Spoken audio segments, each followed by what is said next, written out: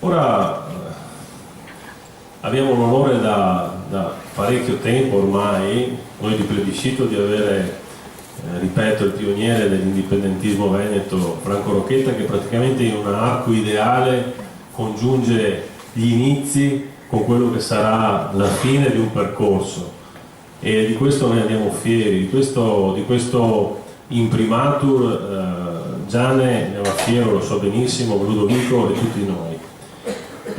Vorrei provocarlo su un tema, perché Franco è un grande storico, è un grande politico, un visionario. Ora, per la verità, nei nostri presidi veneti bandiere italiane non se ne vedono tante, se ne vedono molti gonfaloni veneti. Però volevo che tu partissi col tuo intervento da questo dualismo, da queste due bandiere, quello che rappresentano, e dopodiché so che darti troppi argini è impossibile, ma non perderti nella storia e cerca di portarci ai nostri giorni, ok? Prego Franco.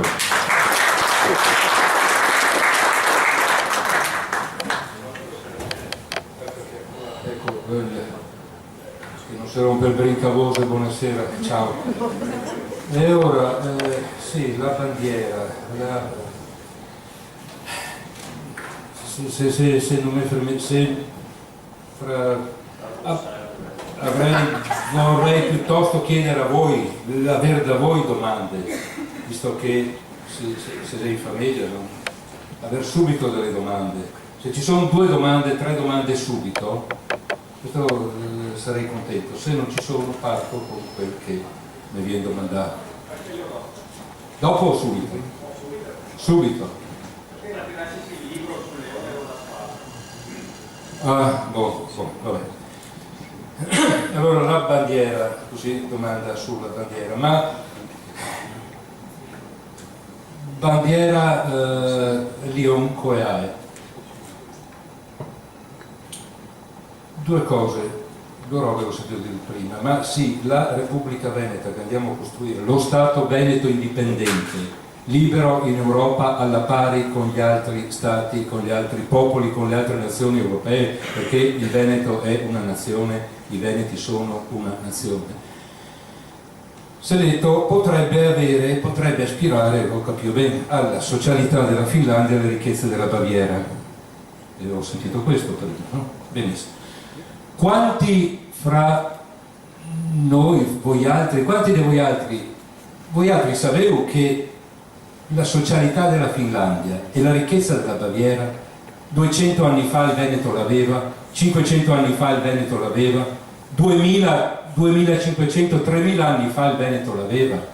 Questo ve lo dicono a scuola, in caserma, all'università, per quelli che hanno fatto l'università. Sento dire un sindacalista di un sindacato italiano che ai caselli, ai parsidi, sono 2 lingue diverse, lo sapete, in italiano presidi, in veneto parsidi, come prosciutto e parsuto. Ai presidi sarebbero gli evasori. Allora, ogni discorso ne aprirebbe, ne chiama decine di altri discorsi, però dobbiamo chiarirci molte cose. Perché se questo sindacalista dice questo, se in molte parti di questo Stato, del quale nostro malgrado siamo cittadini, dicono: ma voi veneti siete egoisti, voi veneti pensate alla pancia, voi veneti siete evasori. Bene, non più tardi di una settimana fa, meno di una settimana fa, ho sentito un discorso analogo. Ma dobbiamo su tutto capire le bandiere, perché questa è la nostra bandiera, perché il tricolore non è la nostra bandiera, cosa vuol dire essere o non essere evasori, che cos'è il sindacato.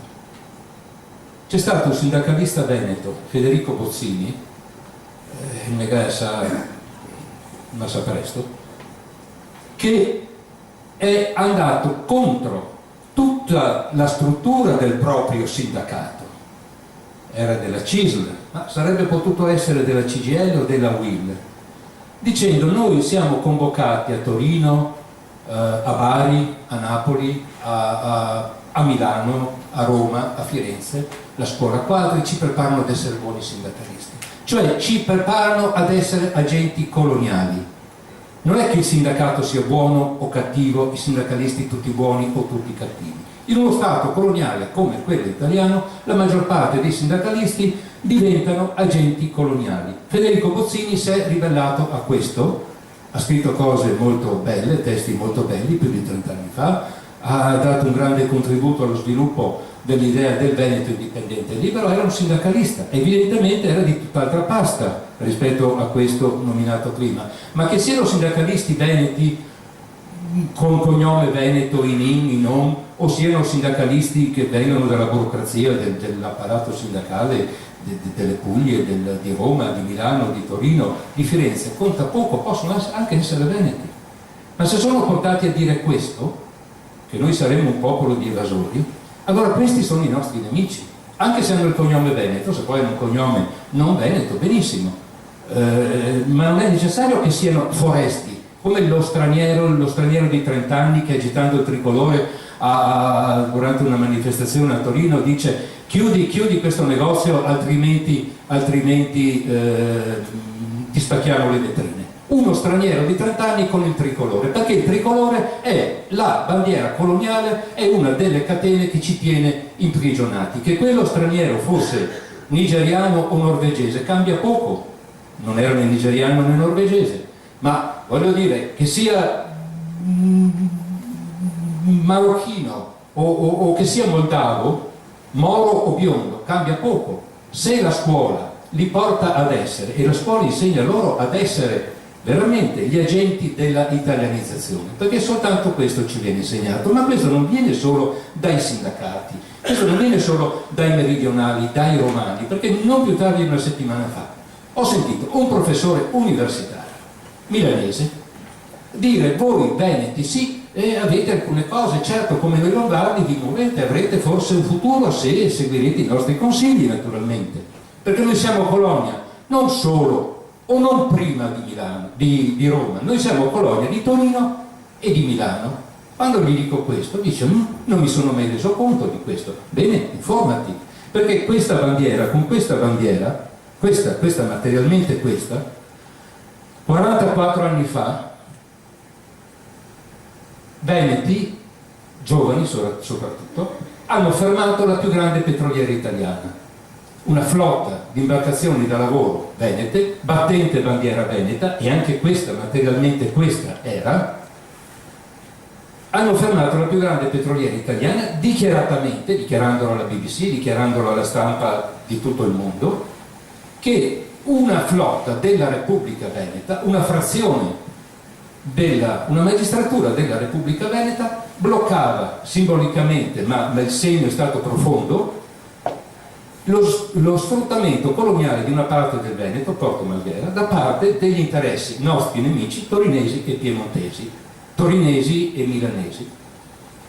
Questo grande professore universitario non sapeva questo, veniva a insegnare a noi veneti come liberarci, non sapeva questa pagina di storia, dice: ma io non vedo che esista un asse tra Milano e Torino. Bene, in quegli stessi mesi, quando decine di giovani pescatori e murari, operai, ortoiani e quant'altri che avevano fermato la petroliera sono portati a processo da parte dei vertici della Democrazia Cristiana d'allora, e non erano nemici della Democrazia Cristiana, erano nemici del partito egemone nel Veneto che continuava lo sfruttamento, anzi era agente dello sfruttamento coloniale italiano sul Veneto. Fossimo stati in Emilia sarebbe stato il PC al posto della DC. Questi giovani vengono difesi da una ventina di avvocati di tutte le idee, di tutte le posizioni politiche che credevano in questa causa di liberazione del Veneto, di storia di 44 anni fa. Il processo ad un certo momento vede un non veneto che dice: io mi faccio carico, mi ripete tutto quello che dicevamo noi, dice: sono anch'io corresponsabile come questi giovani, incriminate anche me, perché è ora di finirla con lo sfruttamento coloniale piemontese e milanese sul Veneto. Questo non veneto si chiamava Indro Montanelli, al che ho detto al professore: ecco, se lei non vede l'asse degli interessi dello sfruttamento coloniale sul Veneto operato dalle centrali di destra o di sinistra, non cambia nulla, di Milano o di Torino, si rilega a quello che 44, 45 anni fa, 40 anni fa scriveva Indro Montanelli. Ma questo professore universitario che pretendeva venire a insegnare a noi come liberarci, dice sì, voi veneti certo avete costruito nei decenni scorsi un po' di ricchezza con l'evasione fiscale, con la sistematica evasione fiscale, portando quel poco che guadagnavate, bontà sua, ce lo riconosce, qualcosa guadagnavamo, l'avete portato in Svizzera, adesso però il meccanismo non funziona più, adesso vi trovate in crisi, adesso unitevi a noi milanesi e liberiamoci della zavorra del sud. Al che dimostra, per dire che la informazione, i livelli di informazione sono bassissimi. Parlo ancora in termini di nord e sud. 40 anni dopo gli studi di Bagnasco che dimostrano che nella Repubblica Italiana non esistono due modelli, quello del nord e quello del sud, ma ne esistono tre. Quello del sud, sul quale penso siamo tutti d'accordo nell'identificarlo e nel definirlo e nel giudicarlo.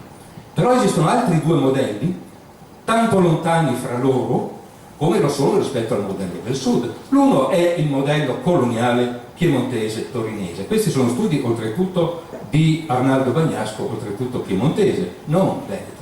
Ma c'è un terzo modello, o un primo modello all'interno dello Stato italiano. Ed è costituito dall'economia, dalle società, dai valori morali e sociali ed istituzionali dei veneti, dei popoli che con i veneti da migliaia di anni sono in simbiosi, i bresciani, i bergamaschi, i friulani, e poi anche parte o tutti degli emiliani, indipendentemente PC o non PC, Bersani o non Bersani, Chienghe o non Chienghe, perché la società emiliano-romagnola, nonostante la sovrastruttura burocratica del partito che oggi si chiama PD, io ho visto in Mozambico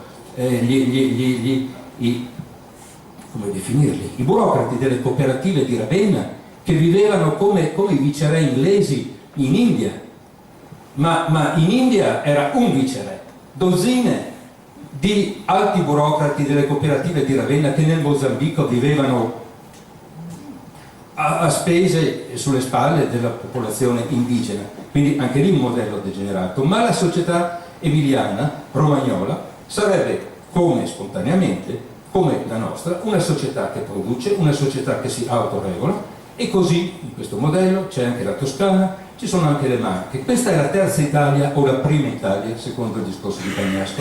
Tutto questo viene ignorato dal Corriere della Sera, viene ignorato dalla Repubblica, viene ignorato dalla Nazione di Firenze, naturalmente viene ignorato da Napolitano, da Letta Sobarba e Soneoro, viene ignorato anche da Milano, è comodo ignorarlo. Allora dicono, ma voi siete degli evasori. Allora, grazie.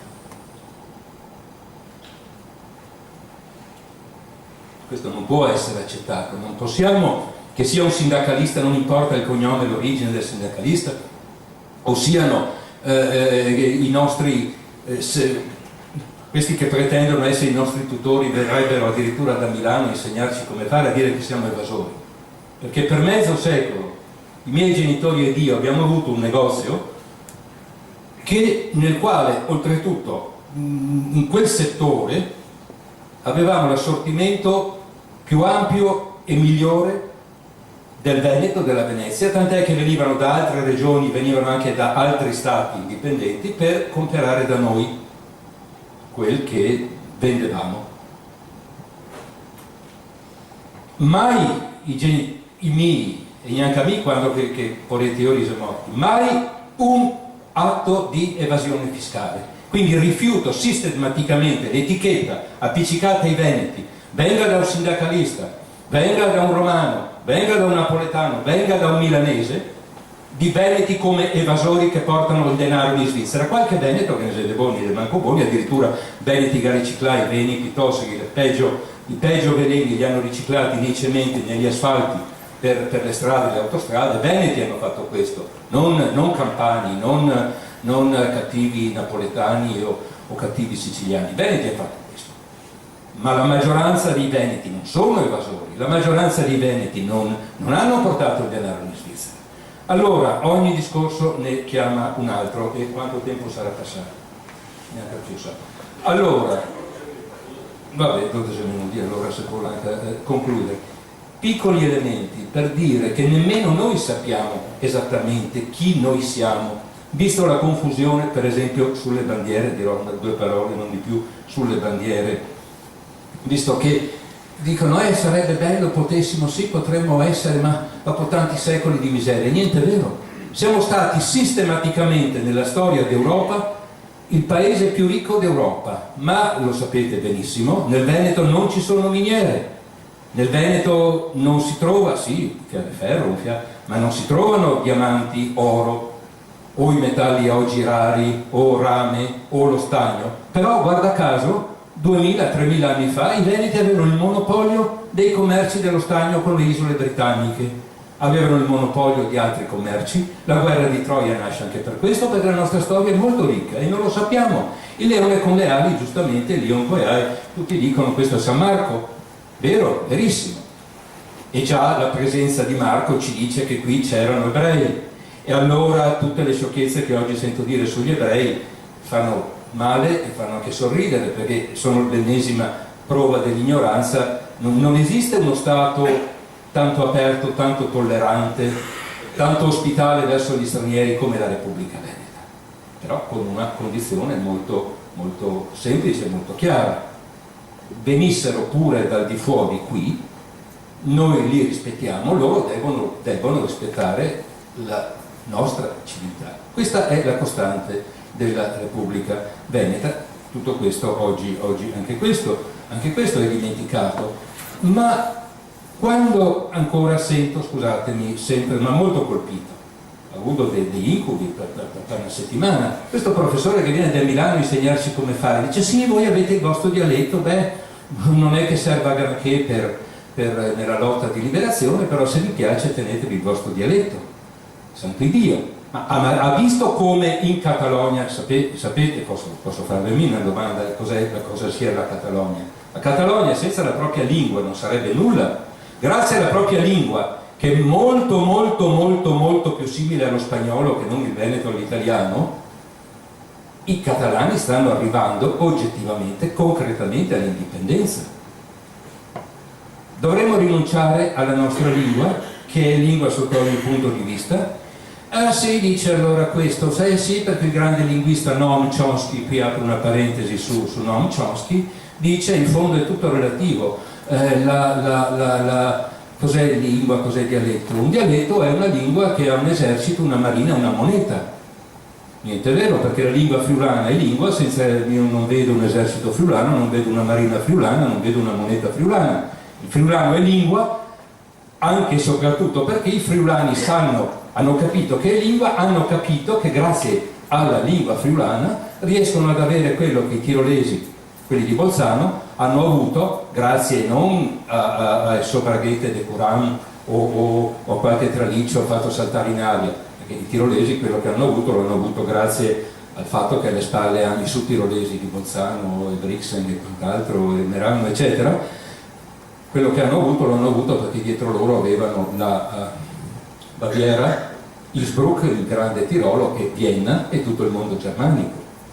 I veneti non hanno questo, però hanno la lingua. Se i veneti sapessero usare la loro lingua come la sanno usare i friulani, se la classe politica veneta se fosse un po' istruita nell'arco degli ultimi 40-50 anni e avesse fatto un esame di coscienza, guardando non alla Nuova Zelanda, che è lontana ma molto può insegnarci, non alle nazioni originarie delle Americhe che sono lontane, ma c'è l'acqua di mezzo, non alla Catalogna e alla Scozia che sono lontane, anche soltanto guardando al Friuli e alla provincia di Bolzano, oggi noi probabilmente saremmo già nelle condizioni della Baviera. Quando anche arrivassimo alle condizioni della Baviera non sarebbe una conquista recente, sarebbe semplicemente riappropriarsi del nostro. Perché? Perché? Allora questo dice Noam Chomsky, dice questa frase, ma non è Noam Chomsky a dire che una lingua è un dialetto con esercito, marina e moneta, perché assolutamente non è Chomsky. è piuttosto Max Weinreich, che ha avuto anche l'onestà di dire, la frase non è mia, l'ho sentita da degli studenti, io però voglio che tutti riflettano su questo, quindi tutt'altra persona, tutt'altra personalità, e allora altro sobbalzo, questo viene a insegnarci a noi come liberarci e confonde Weinreich con Chomsky. Ma questo è fondamentale, ricordare Weinreich, perché fra le sue decine di libri scrive, pubblica nel 1947 in Yiddish, viene subito tradotto in inglese, 47, 66 anni fa, nel 2003 viene tradotto per italiano, scrive un testo fondamentale, siamo tutti europei, per capire dove e come si viva. Il testo è Professori di Hitler, il ruolo dell'università nei crimini contro gli ebrei. Per 12 anni Hitler è al governo, per 12 anni è al potere, 33-45, anche se il 45 ormai ben poco può fare sulle università. In 12 anni, le università tedesche sfornano una quantità enorme di menzogne, di pregiudizi, di condizionamenti che spingeranno poi gli studenti, i giovani ad agire con una divisa da SS o quel che sia, a danno degli ebrei. Per 12 anni l'università falsifica la storia, diffonde menzogne in Germania. Quanti veneti si sono mai chiesti come e perché sia degenerata l'Università di Padova e poi via via le altre università? Non in 12 anni, ma a partire dal 1866, perché se la maggioranza di veneti non sa di essere veneti, se la maggioranza di veneti non conosce e non capisce perfettamente la differenza tra questa bandiera, un inciso, sì, Lion Coea e San Marco, però se anziché distruggere quello che c'è sottoterra, si guardasse quel che c'è sottoterra, qualcosa si è salvato. Comunque emergono testimonianze venete di 2500, di 3000 anni fa, quella volta con Lion Coea, e quindi questo simbolo del leone alato è il nostro simbolo nazionale, con il cristianesimo importante, importantissimo, Marco, l'Evangelista Marco, ma è il nostro simbolo anche prima. Ecco perché questa è la nostra bandiera, mentre non solo per questo la bandiera dei tre colori è una bandiera che ci è non solo estranea ma ostile, perché per noi la bandiera, visto che abbiamo parlato di ebrei, per i veneti, e questo posso dimostrarlo, posso parlare per 10 minuti, per 10 ore, per 10 giorni, per i veneti la bandiera tricolore è l'equivalente della bandiera con la svastica per gli ebrei. Se la cosa sembra eccessiva, sono pronto o ora o a quattro occhi a parlarne, ricordando come i nostri nonni, bisnonni e barba siano stati portati al massacro dalla bandiera tricolore, perché sento anche dire, scusatemi, questa sera dove lo scrivessi, che lo Stato, siamo arrivati al punto in cui l'Italia diventa uno Stato parassitario, uno Stato fallimentare. Non è oggi uno Stato parassitario, uno Stato fallimentare. Lo Stato italiano nasce parassitario e fallimentare già nel 1861, quando viene proclamato.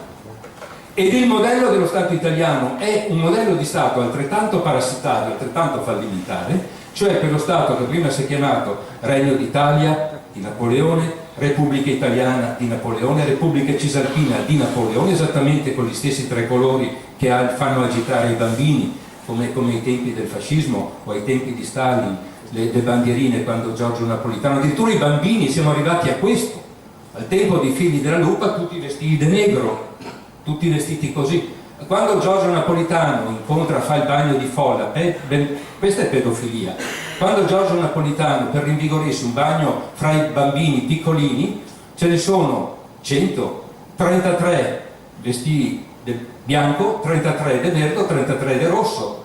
È veramente una cosa delirante che in Europa non esiste. Siamo arrivati a questo, ma quella bandiera è la bandiera dello Stato parassitario e fallimentare che Napoleone si è costruito su misura, con base a Milano, fra la fine del Settecento e il principio dell'Ottocento, arrivando qui, perché nominate la Baviera, se andate in Baviera c'è un obelisco nel cuore di Monaco che ricorda i 30.000 bavaresi portati al massacro da Napoleone in Russia. Ma dove nel Veneto è un obelisco che ricordi i 30.000 veneti portati da Napoleone al massacro in Russia nella folle campagna che preannuncia quella di Hitler napoleonica in Russia nel 1812? E siamo ancora adesso nello Stato, lo stesso Stato costruito da Napoleone, perché l'obiettivo lo dice chiarissimo Carlo Zaghi, L'obiettivo di questo Stato era creare burocrazie e caste militari che potessero avere grandi soddisfazioni con la carriera nell'esercito o nella burocrazia, cioè nel parassitismo elevato a sistema. Così nasce lo Stato italiano. Questo, ho detto pochissimo, è il tricolore. Si potrebbe vedere anche come con Salicetti nasca effettivamente il tricolore, ma è la bandiera esattamente come le bandiere degli stati Quisling, degli stati fantoccio di Hitler nell'Europa orientale. Così nasce l'idea di Italia al principio fine Settecento, principio dell'Ottocento. Napoleone viene qui perché questo non è parlare del passato, avere nostalgia del passato, ma dobbiamo sapere che 200 anni fa, come anche 2000 anni fa, le realtà più ricche d'Europa erano Cadice, Roma e Padova, con la Venezia che andava dall'Adda all'Istria, guarda caso, ed era non per miniere, ecco il discorso di prima, la ricchezza veneta, non per miniere d'oro, non per il saccheggio di altri popoli, di altri stati, come lo Stato italiano che nasce saccheggiando le casse della Toscana. Nasce da subito ladro lo Stato, ancora nel 59, 1859, il che vuol dire quindi ancora prima del 1861, saccheggiando le casse, vuotandole e da svuotare completamente le casse della Toscana, le casse dello Stato di Napoli, le casse dello Stato della Sicilia e poi le nostre ricchezze. Arriva qui, scusami, lo Stato italiano e dopo neanche 10 anni metà popolazione gli scampa via per non morire di fame, negli scampi in Brasile, gli scampa in bando per il mondo. Poi c'è la prima guerra mondiale, fatta per moltiplicare le ricchezze degli agnelli sulla nostra pelle, poi c'è la seconda guerra mondiale. Quindi il passato va conosciuto per capire il presente. Il domani sarà di nuovo ricco e in questi mesi, adesso Gianni ne dirà come e in che modo tutti insieme, anche a me dopo 20 anni di esilio dalla politica, dalla vita piovega, come dopo l'accelerazione in atto in questi mesi che ci porta veramente verso l'indipendenza è un qualcosa di emozionante. Altre volte la nazione veneta e il popolo veneto hanno vissuto questo nell'arco degli ultimi 200 anni. Potremmo dire, naturalmente la gente non lo sa, anche nel 1917, prima di Caporetto, dopo sarebbe stato più facile, prima di Caporetto c'è un tentativo di organizzazione di Repubblica Veneta qui. Viene decapitato dal sistema militare perché la prima guerra mondiale è stato il pretesto di Torino e di Milano per controllare ancora più profondamente questo Veneto che non riuscivano, quindi facendo terra brusata con la scusa della guerra, finché controllare ancora tanto e tanto di più. E dopo nel 1943 torna il tentativo di far rinascere la Repubblica Veneta. Ogni generazione ha tentativi del genere, ma quello che ha avuto più successo è durato più di ogni altro caso del genere in Europa, 1848-1849 con Daniele Manin. Allora, l'ultimo minuto su questo. Con Daniele Manin si riorganizza la Repubblica Veneta e il governo presieduto da Daniele Manin con questa bandiera parla col popolo una lingua comune, due volte una lingua comune, intanto perché parlavano veneto, ma poi perché avevano delle modulazioni, dei parametri, dei punti di riferimento sociali, economici, istituzionali, nei quali le componenti anche le più umili, anche le più modeste della popolazione si intendevano perfettamente con l'avvocato Daniele Manin, col presidente del governo veneto. Quella lingua istituzionale, quella lingua economica, che è poi la chiave del successo della ricchezza veneta grazie alla solidarietà, grazie all'equità, grazie allo Stato di diritto nei secoli precedenti, questa forma capacità di affrontare i problemi e di risolverli con pratiche, con tecniche, con visioni, con valori che non sono né quelli feudali, né quelli dello Stato della Chiesa, né quelli del comunismo, né quelli del fascismo. Manin e la gente più umile si intendevano su questo. I grandi economisti, i grandi giuristi di Napoleone prima, degli Asburgo poi, dei Savoia, poi del fascismo, poi di questi 60 quanti anni di Repubblica Italiana, su questo sono totalmente analfabeti. Quindi noi abbiamo oltre alla lingua veneta, che è un patrimonio immenso ed è un motore di libertà enorme se solo si riesce a comprenderlo, abbiamo anche una lingua dell'economia, dei valori sociali, delle istituzioni, che non è né di destra né di sinistra, non è né napoleonica né dell'oscurantismo, come dicono Codino, della Chiesa e del cardinale Ruffo e dei sanfedisti. Noi siamo un'altra cosa, siamo un qualcosa che si è dimostrato modernissimo nei secoli scorsi, che si è dimostrato di una modernità estrema nel 1848-49, che ancora oggi è e può riportarci ad essere all'avanguardia nella modernità, all'avanguardia nella giustizia, all'avanguardia nel rispetto umano, all'avanguardia nella sicurezza e nel benessere. Grazie e tante altre cose.